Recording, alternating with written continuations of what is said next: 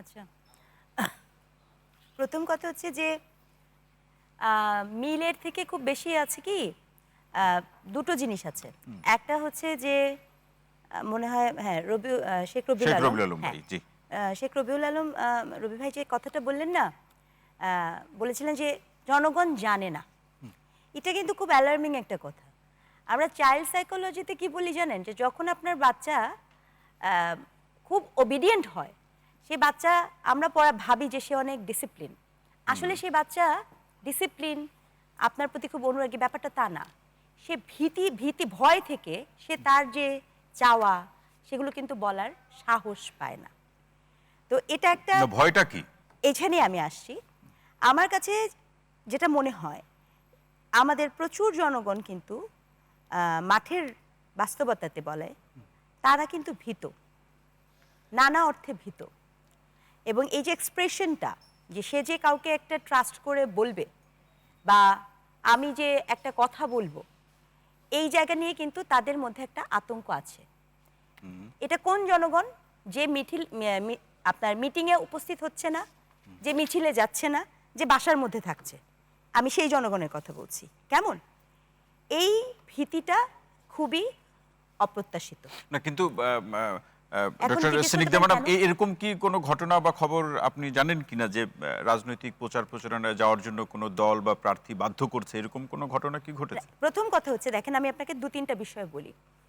কি হয়েছে, এই রাষ্ট্রে তো একটা সুবর্ণচর আছে, নিশ্চয়ই আপনাদের সকলের সুবর্ণচরের কথা মনে আছে, জি, যেখানে এই প্রার্থীটা সমর্থন করলে আপনার এটা হয়। প্রার্থীতা বাদ দেন, আপনি যে আমাকে কথাটা বললেন, আমরা যারা এইখানে কথা বলি, এই টেলিভিশনে কথা বলি, আমরা বাসা পর্যন্ত যেতে পারি না। আমাদের ইনবক্সে, আমার ইনবক্সে আমি আপনাকে অনেকগুলো থ্রেড দেখাতে পারবো। আমি কিন্তু এখানে বলি না আমি কোন প্রার্থীকে সমর্থন করি। আমি কি বলেছি? আমি কিন্তু সমালোচনা করছি যে দিস ইজ দ্য পলিসি। এটা আমার ব্যক্তিগত কথা বললাম, আপনি বললেন বলে।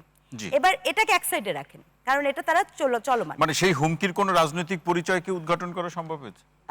এটা আসলে আরেকটা অ্যানালাইসিস, অবশ্যই সম্ভব। আচ্ছা, আমরা শুনবো পরবর্তী পর্যায়ে। কিন্তু আমি যেটা বলতে চাচ্ছি, সাধারণ জনগণের কথা বলতে চাচ্ছি।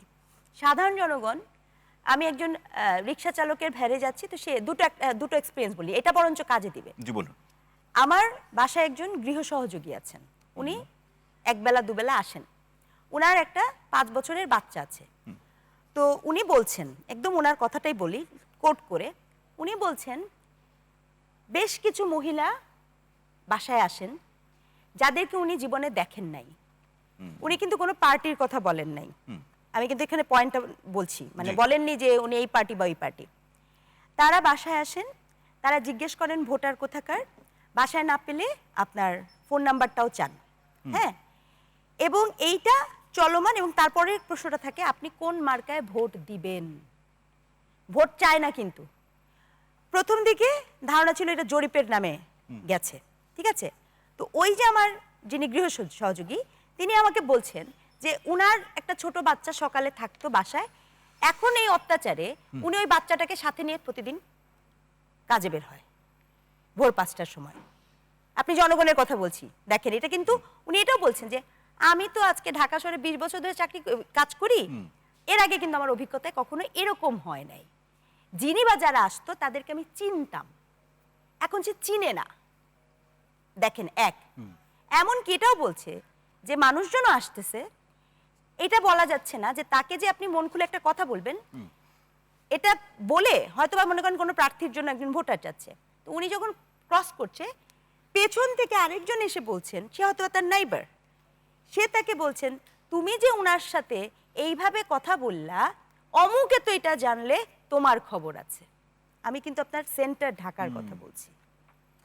এই যে একটা সাধারণ মানুষের ঘটনা, তো জনগণের মধ্যে এটা একটা ভয়, জি।